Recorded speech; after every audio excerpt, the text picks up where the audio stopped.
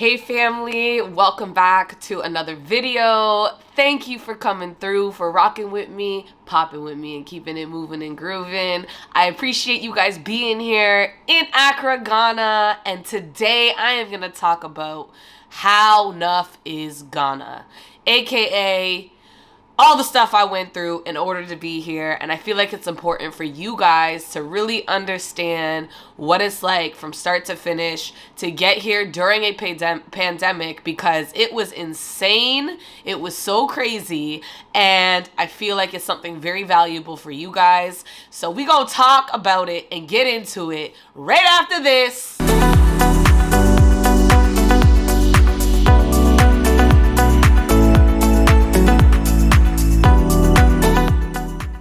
Okay guys, look at this mess first and foremost. Like, you could tell we had a good night last night. Patience isn't here. She went to go get her hair done. My bed is semi-made. I never really gave you guys a tour of this room, so let me just start real quick. We're staying here just for a couple days before we go somewhere else. So there's like a separate bathroom here. Then you walk in, oh, the mirror. You walk in, this is the bathroom. The bathroom is really nice. I actually like this shower. It's really nice. And the sink's really cool. And then you walk in and it's just all a mess right now.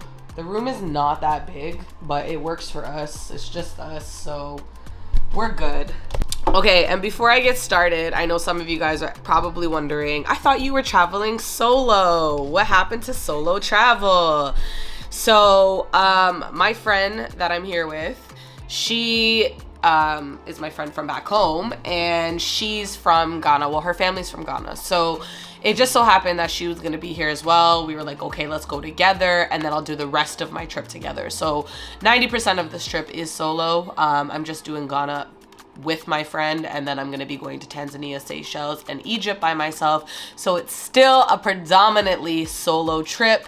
I really like it this way because I get to enjoy the company of someone else for a little bit of my trip, but then I get to go off and do my own adventure afterwards. Getting started, because I really think it is so important that we talk about this, guys. Let's talk about the process to get here. So first and foremost, you have to get a Ghanaian visa, a tourist visa, prior to coming to Ghana. Do not just show up, because they will turn you all the way around. You need to get the visa. You have to send your passport into the embassy.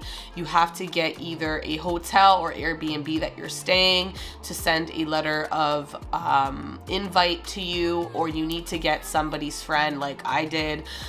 Get your friend like I did. Her father sent in a letter for us, and we got his passport and also an attestation that if I commit crime, he is responsible.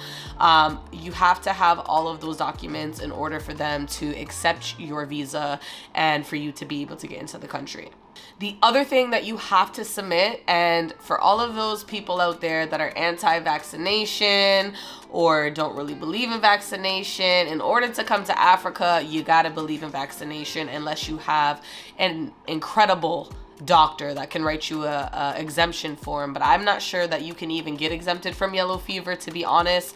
I wouldn't even want to be exempted from yellow fever, because the mosquitoes out here, they are a totally different animal, y'all. So you do have to get your yellow fever vaccine. That is absolutely a must in order to be approved for your visa. The other things that I did get, though, I also got my typhoid updated. I had to get my tetanus updated because my tetanus was way past due. And I also got my Hep A. I got the first shot for Hep A when I went to Asia 3-4 years ago. And then I just redid it. So now I am fully vaccinated. I got my second shot for that. So I am fully vaxxed for Hep A, which is great because Hep A and typhoid are issues and diseases that are more so within the food differences and the water contamination. So I have had food poisoning abroad. It is not fun, y'all. You might want to think about getting those vaccines. It's better to be safe than sorry. Yes, it costs a little money. Yes, you're gonna feel a little groggy. Your arm's gonna be a little sore after you get all of these shots, but it's definitely worth it in the long run so you don't get sick abroad. Okay, let's talk now more about the visa. So I did the visa process through a company called Visa HQ. I decided to go that route because I had so many other things going on planning for this trip, including my visas for Tanzania and Egypt. It was just a lot for me. So I decided to go through Visa HQ for them to help me and make the process go a little bit more smoother. I've used them in the past to get my visa for China, and it was 10 times easier going through them. I will be honest though, they are a little expensive. You are gonna spend about $100 more on your actual visa cost to get them to do it for you. However, if you want the convenience and the I guess the surety that they are going to get it done, then it is best to go through a company such as Visa HQ. What I had to do is Patience's dad had to send me the invitation letter, basically saying he invites me to his country and that he's going to take care of me and ensure that I go to all of my excursions and stuff okay, and he's going to, you know, provide accommodations and all of that kind of stuff. And then he had to send, he sent me an attestation form basically stating that if I commit crime, he's going to be responsible and he's going to do his best to ensure that I don't commit crime. To me, I feel like that is a lot. And this is where I say Ghana is enough, guys, because why is it someone else's responsibility whether I commit crime or not? I mean, I get it, but I just feel like that's a lot on one person. I feel like it's not really fair because even if he's doing his best to watch me and ensure that I'm not committing crime, I could still be a jackass and go out there and still commit my crime. So I just feel like that is enough to have someone sign off or do that form. It puts a lot of responsibility and pressure on them, and it's crazy.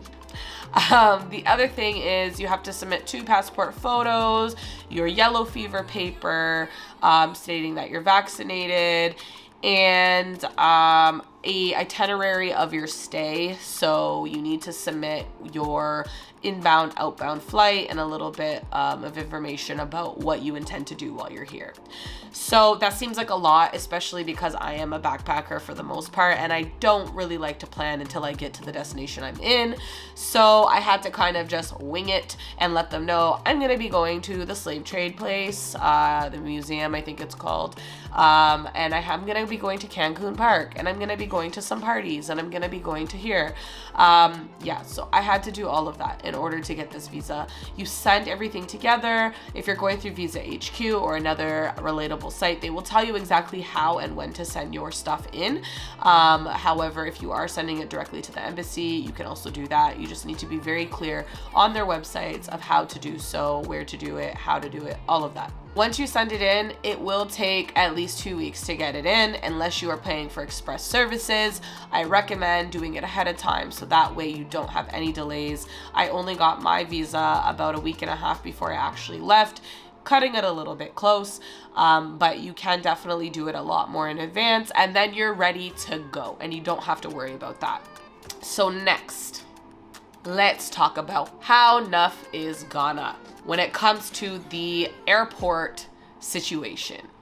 So prior to even getting on your flight, you guys, you have to get your documentation all the way together. Otherwise, they are not letting you on this flight, okay? You have to go ahead and pay for your PCR test 24 hours before you depart if you have a layover in the States. That is very, very, very important. Don't go based on the Ghanaian time difference or time amount of time, because theirs is 48 to 72, and the US, if you're doing a layover, you have to do it within 24. So I was flying out by 8 a.m. I went from 9 a.m. the day before, as early as I possibly could, to get this PCR in order for me to get the results by that night. I got my results at midnight the same day. And then once you get your results, Ghana is a country that requires you to have an ISO certification, which is a very simple little document that just basically says that the place that you got it is certified by the Ministry of Health, yada, yada, yay. So I got my email that my results came in. I was negative, obviously. That's why I'm in Ghana right now. And I emailed them back and I said, hey, can I get the ISO certification? I'm going to Ghana, please. They sent it back within a half hour. You have to print those documents and you have to have them on you when you're traveling through the airports and arriving at the airport in Ghana. The other thing that you need to have is you have to have a receipt and your Ghana health declaration form completed. So you go online. I will attach the link in my captions box, my comment section, and you just go on the link. You type in all of your health information. You have to give them your visa information. You type in when you had your vaccinations for COVID. Yes, they want to know that. Yes, you have to have that to come here. And they want to know when you're flying in, when you're flying out, where you're staying, and then you send that off, and that is just sent to them online. And then you will also get a receipt to get your PCR test once you've paid for it in Ghana. So not only are you going to pay for PCR at home 24 hours before you arrive, when you get to the airport here, you are going to do another PCR test. So it is a lot of testing. It is enough, as I say, Ghana is enough, because wow, that is so much stuff to do. It's so expensive to do it that way. I did not expect to have to do 2 tests before I even arrive in this beautiful country. But I understand they want to protect their citizens. They want to protect their country.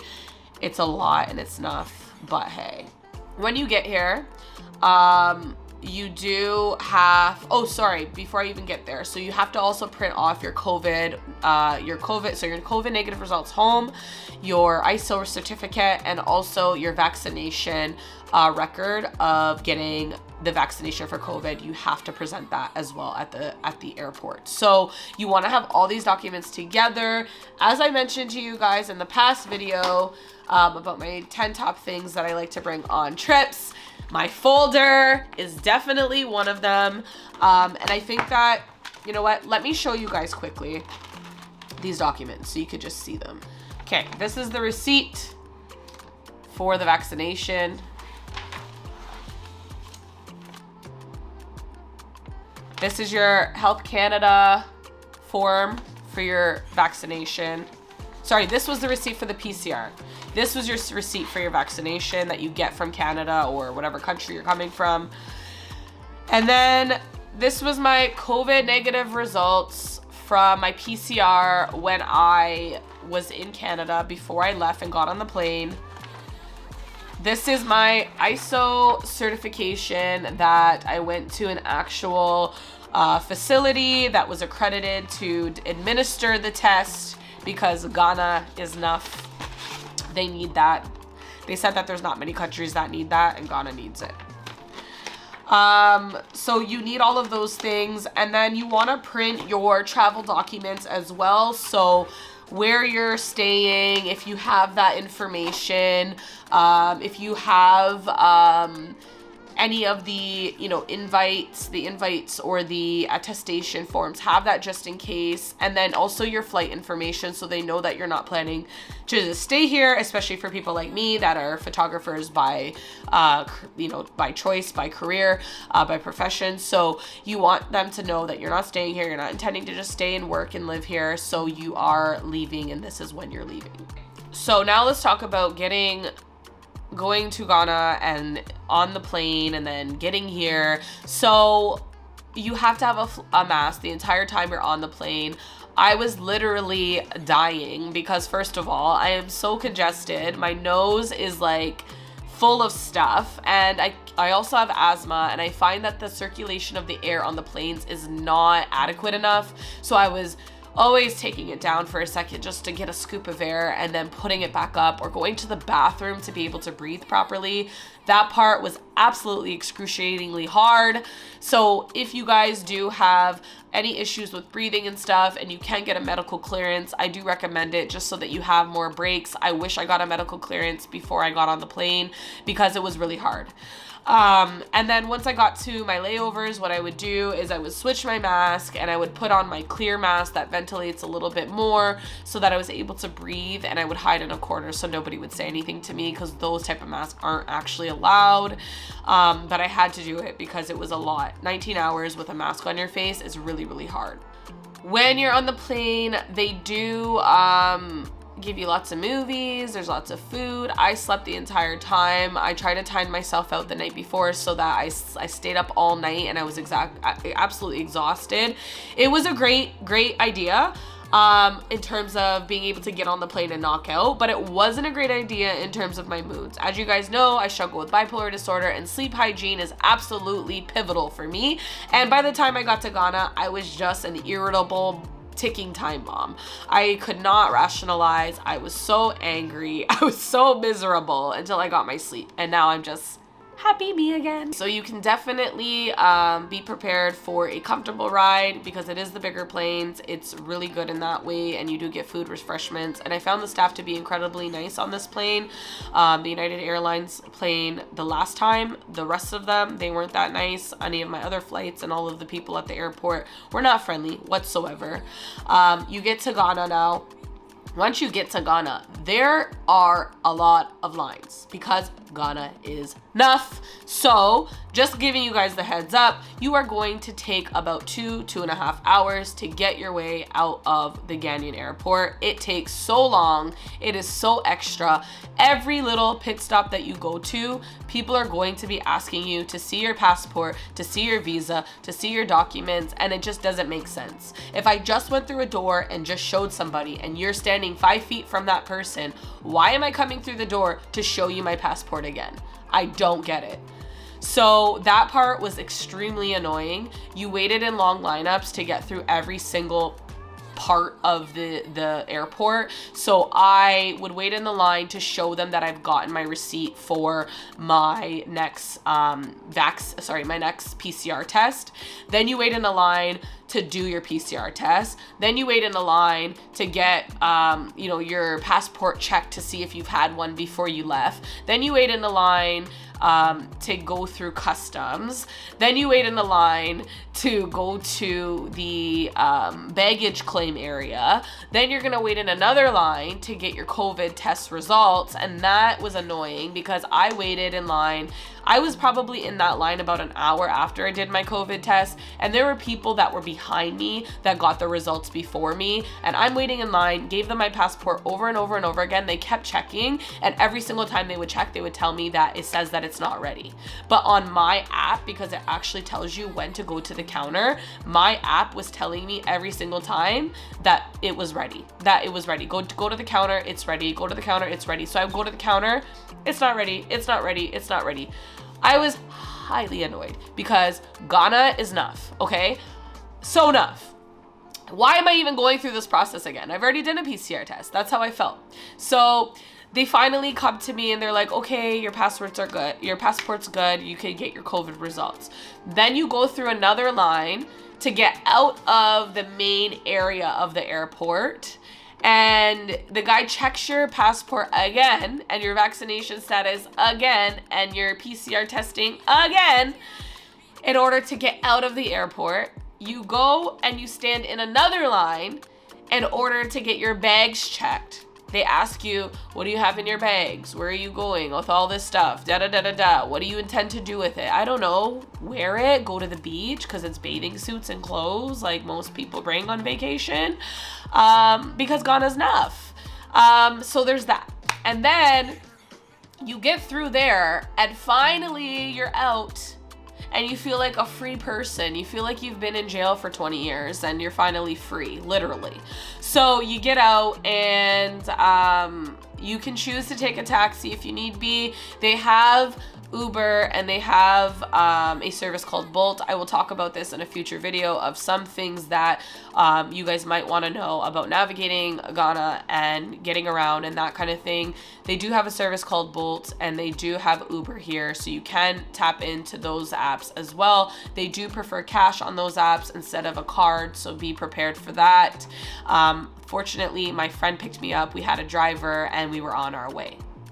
That was getting into Ghana. I know.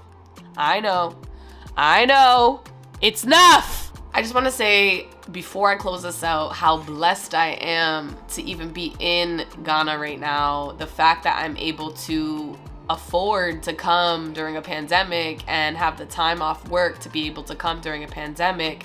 I'm just very blessed right now, and I'm very humbled by it, and I hope that I get to experience things that I have never experienced in any of the countries I have been to.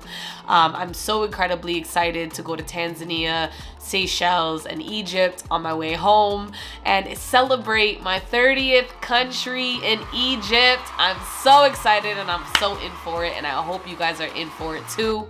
It's going to be amazing. All in all, guys, I am not saying not to come to Ghana. It is going to be an amazing trip, and obviously I'm in the motherland, so I cannot really truly complain. Ghana is enough, guys. They are enough. Their operations, their processes are super enough, but I understand why they need to get things done the way they want to get done. They want people to be able to live freely when they're here and not have to worry about COVID, so I get it. You guys have to come to the motherland. I'm excited to see what is in store for me these next 6 weeks. I hope you guys continue to follow me. While you're at it, go ahead and subscribe, hit that notification button, make sure you like, you comment, and please tell 2 people about this channel. Have them come and follow, subscribe, so that we can build this family and this channel, because it is about to be ton up. I hope you guys have an amazing holiday over the next couple weeks. Keep watching, keep tuning in, and I'm hoping to get this content out to y'all as quickly as I can. In other words, I hope you guys keep rocking, moving, and popping, and we gonna see you in the next one. All right? Peace.